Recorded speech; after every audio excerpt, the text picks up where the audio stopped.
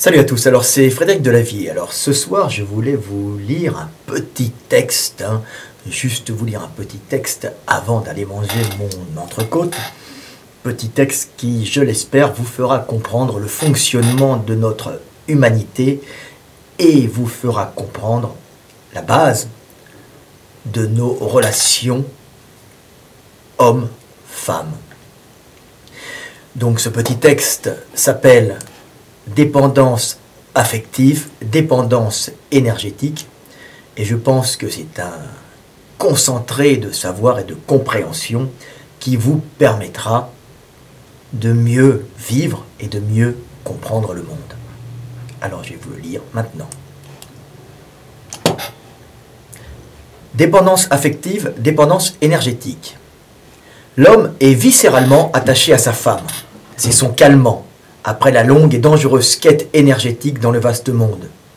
Il y trouve le réconfort quand il se réfugie en elle et quand il croit la dominer, se rassurant ainsi sur sa puissance, puissance qui est fondamentale à sa survie. La femme est bien souvent pour l'homme le but et la finalité de tous ses combats et de toutes ses ambitions de pouvoir et de domination. Et c'est par elle qu'il atteindra l'immortalité par la descendance qu'elle lui donnera, tout en lui faisant oublier le temps d'une étreinte charnelle, la rudesse du combat et l'angoisse de la mort. C'est pour cela que l'homme est attaché à sa femme, comme l'héroïnomane à sa seringue. Et les crimes passionnels ou les suicides réussis suite à une rupture amoureuse sont majoritairement masculins, car l'attachement à la femme est souvent si profond pour l'homme qu'il ne peut parfois même pas envisager un avenir sans elle. La femme est la plus puissante drogue de l'homme. Et cette addiction est en fait une programmation génétique qui a permis à l'humanité de survivre en donnant à l'homme cette motivation pour conquérir le monde, pour aller y chercher l'énergie afin de la rapporter à la femme qui en échange s'offrira en lui apportant sa part de plaisir calmant tout en lui permettant de continuer le monde par la descendance qu'elle lui donnera.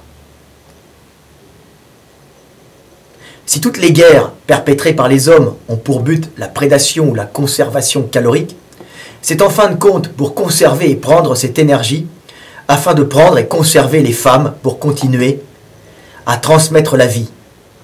Et si ce sont les hommes qui, par leurs actes guerriers, massacrent par millions leurs congénères depuis le début de l'humanité civilisée, il ne faut pas oublier que la cause de toute guerre vient du désir inconscient de posséder les femmes. Quant à la femme, dans son pragmatisme, elle ne voit bien souvent en l'homme que l'énergie qu'elle pourra lui prendre et la protection qu'elle pourra en tirer, moyen pour elle de transmettre la vie le plus sûrement possible et ainsi de permettre à l'humanité de perdurer. En conclusion, l'alchimie des relations homme-femme qui permirent à notre espèce de survivre est une dépendance affective de l'homme à la femme, compensée par une dépendance énergétique de la femme à l'homme. Voilà, petit texte court qui, je l'espère, vous fera comprendre le fonctionnement du monde, le fonctionnement de notre humanité, et vous permettra, vous les hommes, d'aimer les femmes pour ce qu'elles sont, et vous, les femmes, de nous comprendre et de nous aimer malgré des fois nos débordements guerriers et nos actes qui paraissent excessifs. Voilà, petite vidéo de Frédéric Delavier qui est le grand philosophe, le porteur de lumière qui éclaire les ténèbres et qui diffuse la connaissance et la compréhension du monde dans une humanité qui en a bien besoin. À bientôt!